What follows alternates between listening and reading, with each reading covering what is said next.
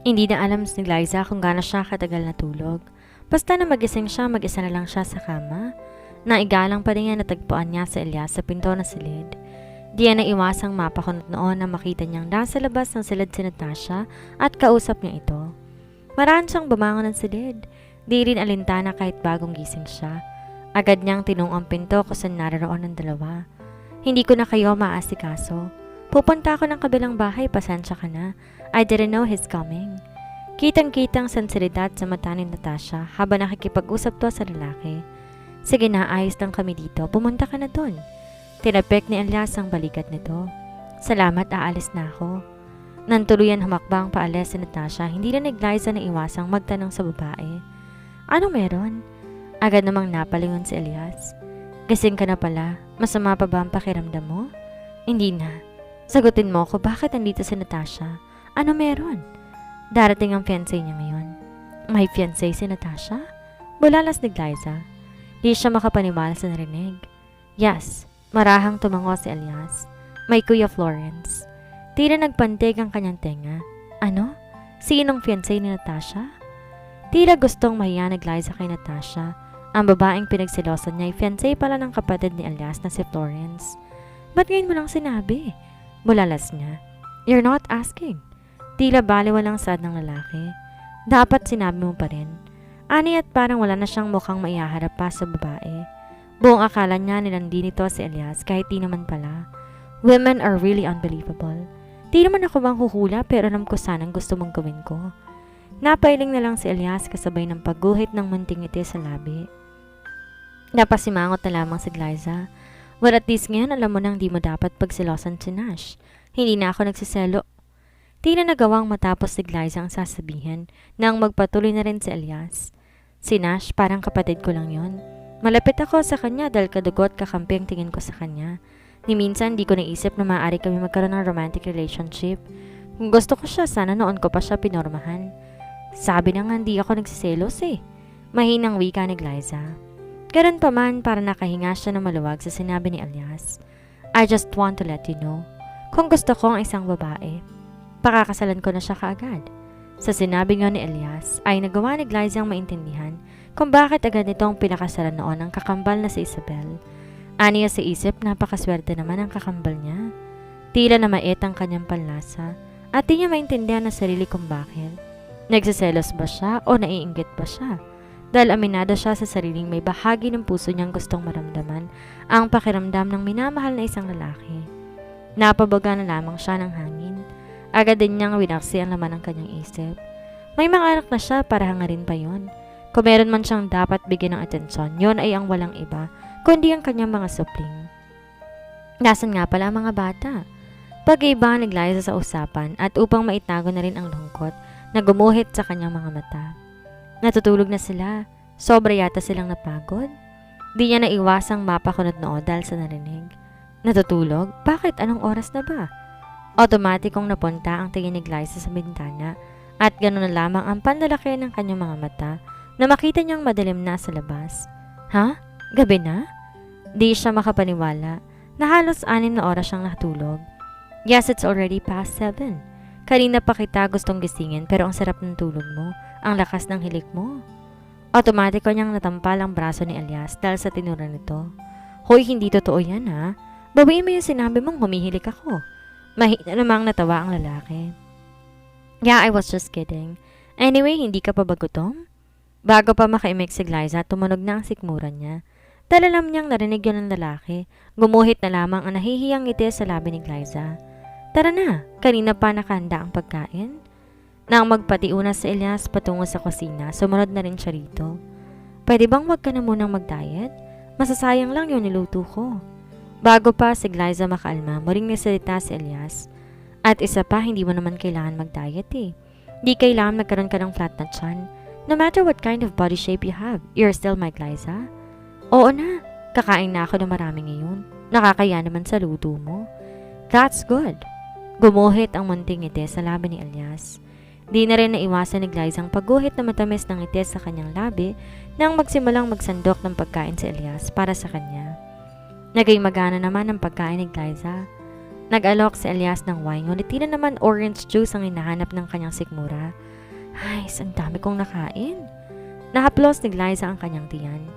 Pag uwi natin talagang pupunta na ako ng gym. Napabuntong hininga na lamang si Elias. It's too early. Do you wanna go outside? Pag-iiba nito ng usapan. Pwede ba? May bahagi ng puso ni Glyza tila nakaramdam na excitement. Oo naman, pwede tayong mag-bonfire kung gusto mo. Lalo naman siya nakaramdam na excitement. Tara! Di na napalis ang matamis ng ngiti ni Glyza nang makarating sila sa tabing dagat. Nang makarating sila doon, may nakanda ng bonfire. Dahil walang tao doon, dumiretso sila ng upo sa trosong naroon. Sa susunod, mag-camping tayo dito kasama ng mga bata. Di nawala ang ningning sa mga mata ni Glyza habang nakatingin siya sa dagat. Gabi na, ngunit may mga ilan-ilan pang tao sa paligid. Nang lumipas ang sandali, naramdaman niya ang pangurot ng hangin sa kanyang balat. Agad niyang niyakap ang sarili para mapawi ang lamig na nadarama. Di naman nakaligtas sa panin ni Elias ang ginawa niyang yon. Nilalamig ka ba? Medyo. Naninibago lang siguro ko sa hangin mula sa dagat. Halika rito. Bago pa siya makaimik, naramdaman niya na ang pag-akbay sa kanya ni Elias. Wala na siyang nagawa kundi ang tumingala na lamang sa lalaki. Tila naghurumintado ang kanyang puso nang iyakap sa kanya ni Elias ang isa pa nitong kamay sa kanya. Napatikim na lamang si Glyza. Namayani ang katahimikan. Nang di siya makatiis, tumikim siya upang basagin ang katahimikan. Nga pala, sabi mo, fiancé pa lang ni Natasha ang kapatid mo. Bakit papa ang tawag niya sa papa ninyo? Pambubukas niya sa usapan. Lumaki siya sa pamilya namin, kaya parang kapatid namin siya. Gumuhit ang pilyong ngiti sa labi nito. Well, maliban kay Kuya Florence, maganda naman kasi si Natasha. Totoo naman, galing yan sa puso niya. Pakiramdam ni Glyza ang layo ng ganda niya sa babae. Maliwalas ang mukha na tila laging nagniningning, tila laging masaya. Mas maganda ka. Pakiramdam ni Glyza nag-init ang kanyang pisngi. Muli na lamang siyang napatikim.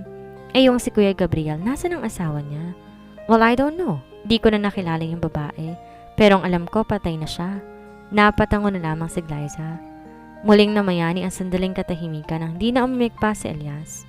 Si Isabel ba nagawa mo ipakilala sa pamilya mo? Mahina niyang tanong.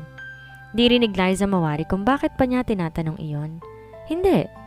Agad namang nagangat ang tingin si Glyza. Gumuhit sa mata niya ang tanong na bakit.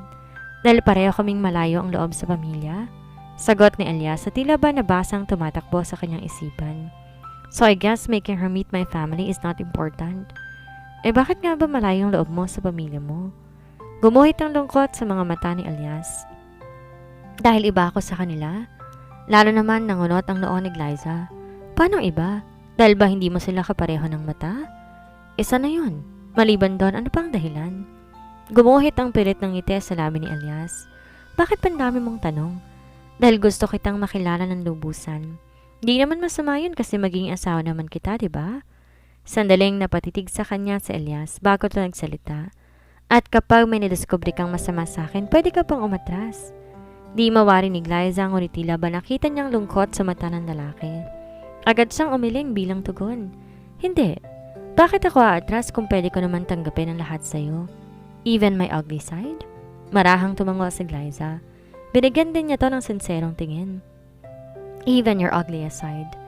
Natahimik ang lalaki habang salo nila ng tingin ng bawat isa. So ano na? Bakit ka lumayo sa kanila at pinili mong mabuhay mag-isa? Napahugot ng hangin si Elias bago siya nagsalita. Dahil masama akong tao, Glyza. I don't belong to the family. Bakit? Gaano ko ba kasama, Elias? Ilang sandalito ang nakatitig sa kanya bago siya nagsalita. I'm a killer, Glyza. Napakarap naman si Glyza. Sa tinuran ni Elias, I killed my own mom. Flashback. Pakiramdam ni Algeria para siyang papanawan ng ulirat. Nanginginig siyang humakbang papalapit sa anak niyang si Elias. Naparanok siya bago lakas loob na magsalita. Elias, anak? Agad naman niyang nakuha ang atensyon 14 na taong gulang na si Elias. Anong hawak mo, anak? Di niya napigil ang sariling mapahawak sa kanyang tiyan. Malaki na yon. Nasa ikapitong buwan na siya ng pagbubuntis, ngunit ngayon nakita niya na may hawak na baril ang binatilyong anak para siyang mapapaanak ng wala sa oras. Nanatiling nakatingin sa kanyang binatilyo. Blanko ekspresyon ng mukha. Tila hindi man lang to na bahalang nahuli siya ng kanyang ina na may hawak na baril. Please give it to me. Nilahad nito ang kanyang nanginginig na kamay. Kitang-kita rin ang pagbuo ng butil ng pawis sa kanyang noo. Akin na! Marahan siyang lumapit sa kanyang anak. Hindi yan laruan, anak. Napakurap si Elias. I know po, tinignan ko lang po. Hindi, akin yan, anak. Mabilis inagaw ni Algeria ang hawak na baril ng binatilyo. Di naman nagawang bitawan niya ni Elias. Akin na! Pilit nitong inagaw ang baril ngunit lalong humigpit ang pagkakahawak to ng binatilyo. Tinitingnan ko lang po. Di na nagawang matapos ni Elias ang sasabihin na aksidente niyang makalabit ang gatilyo ng baril. Sunod na umalingangaw ang malakas na putok. Tila naman tumigil ang ikot ng mundo ni Algeria at nakasan ng kulay si Elias nang unti-unti lumuwag ang pagkakahawak ni Algeria sa baril. Kasunod ay ang unti-unti nitong pagluhod sa sahig. Mama! Ang malakas sa sigaw ng binatang si Gabriel nang sunod na umalingangaw sa paligid. Bago pa makaimik sa Elias, sunod na pumasok sa pinto ng silid ang humahangos ni Placido Villanueva. Kasunod ang kapatid na si Florence. Nanlaki ang mata nito na makita niyang nakandusay sa sahig ang kanilang ina. Umaagos sa katawan nito ang pulang likido.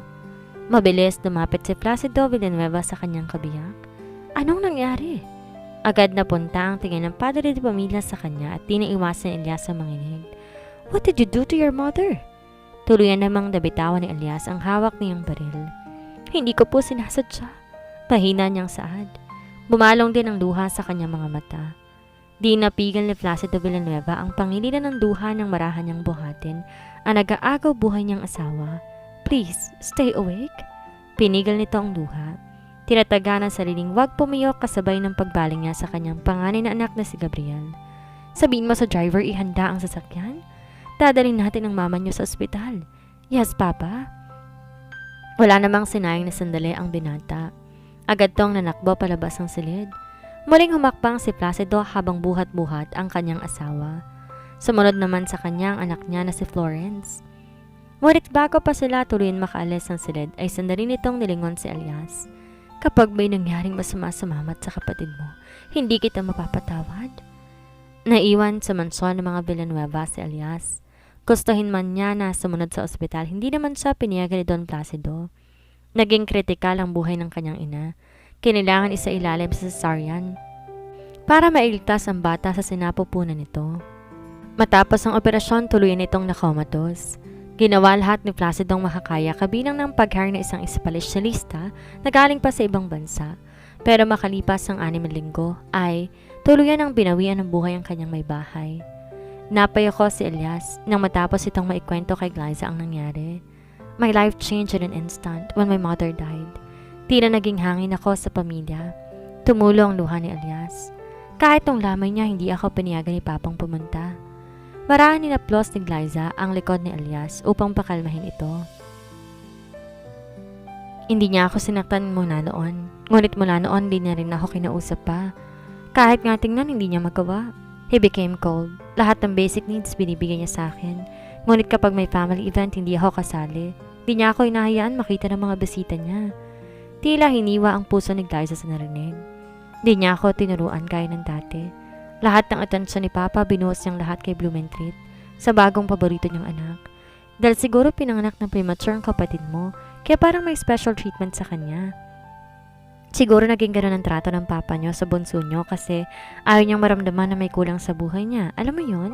Baka kasi gano'n ang papa niyo kasi gusto niya maging ina at ama sa kapatid ninyo. Napabuga ng hangin si Elias. Siguro nga, baka naging seloso lang ako. Gumuhit ang pait sa mata ni Elias. Kasalanan ko rin naman na hindi naranasan ni Blumentritt magkaroon ng ina. Nanatili ang lungkot sa mata ni Elias sabay ng kanyang pagpapatuloy. Pero sobrang laking pagbabago ang nangyari ng gabing yun. Parang sa isang iglap naging invisible ako sa paningin ng pamilya ko. Nagtiis ako na maraming taon, Glyza, hanggang sa hindi na ako nakatiis. Pinili kong lumayas na lang. Mukhang gusto naman nilang wala ako dahil hindi man lang nila ako hinanap. Muli siyang napabuntong hininga upang iwaksi ang bigat na kanyang nadarama. Ngayong alam mo ng totoo, magagalit ka rin ba sa akin, Glyza? Marahan namang umiling si Glyza. Hindi. Really? Pero bakit? Kasi sa kwento mo, nakuha mo, mukhang hindi mo sinasadya. Tila naman hinaplos ang puso ni Elias. Ngunit bago pa siya makaimik ay marahang hinawakan ni Glyza ang kanyang kamay. Kapag ba naging pamilya na tayo, kaya mo bang ipangako na hindi mo rin kami iiwan ng mga bata? Agad naman tumango si Elias. Unti-unti rin lumiwanag ang mukha nito. Oo naman, hindi ko kayo iiwan. Gagawin kong responsibilidad ko. Babawi ako sa mga panahong nasayang at hanggat maaari ayoko maramdaman nila na hindi sila mahalaga. Di naman naiwasan ni Glyza ang mapangiti. Ikaw, Glyza, kaya mo rin bang ipangako na hindi mo ko iiwan kahit anong mangyari? Oo naman, hindi kita iiwan. Hindi ka naman iiwan, Elias. Ginawaran ng halik ni Elias ang likod ng kanyang kamay. Matapos yun, saka tumingin sa kanya. Pangahawakan ko ang pangako mo yan, Glyza. Tanging ngiti na lamang ang naisagot ni Glyza. Ngunit napanindigan niya nang ni Glyza ang pangako sa oras na malaman nito ang pinakatatagong lihim ni Elias. Handa ba ni Glyza ang suungin ang mundo ng mafia para lamang sa pag-ibig? Naging kinabukasan si Glyza na nasa tabi pa rin niya si Elias. Hindi niya maiwasang mapakurap na makita niya na nakatitig sa kanya si Elias. Nanginginig ang mga mata nitong tila nakangiti. Good morning! Lalong tumamis ang ngiti sa labi nito. Gustong isipin ni Glyza na dahil yon sa pinag-usapan nila kagabi, ngunit ayaw naman niya na mag-assume. Have you forgotten? We have a family day today, of course I remember that. Pero ang tinatanong ko, bakit ka nakangiti? Masama bang ngumiti? Hindi naman. Pero nakakaloka naman kung nakangiting walang dahilan, di ba? I am just happy. Alam ko kasing magiging masayang araw na to. Napatango na lamang si Glyza. Bumangon naman sa kanila ang lalaki at saka nito nilahad ang kanyang kamay. Tara na, let's have our breakfast para masimulan na natin ang day natin. Nakangiti naman tinanggap ni Glyza ang kanyang kamay. Nang puntahan nila ang mga bata upang ipaalam na ang mga itong maliligo sila sa dagat, kitang-kita niyang excitement sa mga mata nito. Mabilis na tapos ang agahan nila na tila ba nagmamadali. Matapos yon, kanya-kanyang bisang dalawa ng susuotin nilang pang-swimming. Napapailing na lamang habang nakangiti si Glyza. Di naman niya masisi ang mga to. Maging siya man nakakaramdam ng excitement.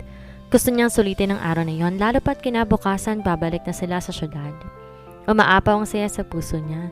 Kahit ang isip niyang medyo maumbok pa rin ang kanyang tiyan, hindi yon sapat para masira ang kanyang araw. Mabutit di ganon kahalata ang tiyan niya sa suot niyang kulay itim one-piece swimsuit. Come on, mommy, let's go! Di na magawang masagot ni Glyza ang pagyaya ng kanyang anak na si Jiho dahil mabilis nang nanakbo ang kambal palabas ng bahay. Nakita niya sumunod ang isa sa mga tuon ni Elias na sa unang tingin tambay lang sa tindahan katapat ng vacation house na kanilang inuukupa. Don't run! Wait for me, anak! Humakbang siya upang sundan ng mga bata, ngunit natigil siya nang pumulupot ng kamay ni Elias sa tiyan niya. Parang ayoko nang palabasin ka. Mahinang bulong nito sa likod ng kanyang tenga, sabay ng lalong paghigpit ng yakap ito sa kanya. Siguradong pagtitinginan ka ng mga lalaki doon. Napailing na lamang si Glyza kasabay ng pagharap niya sa lalaki. Don't worry, may baon akong ganito. Tinaas ni Glyza ang hawak ng kulay kremang cardigan. Marahang kinuha yun ni Elias. Please wear it before we go. Bago siya makaimik, marahan at sinuot sa kanya ni Elias ang cardigan. Napailing na lamang si Glyza. Kau talagang OA mo. Paano na lang kung magnude ako? Don't you dare. Pinaning kita ni Elias to ng mata. Mamayang gabi ka sa akin.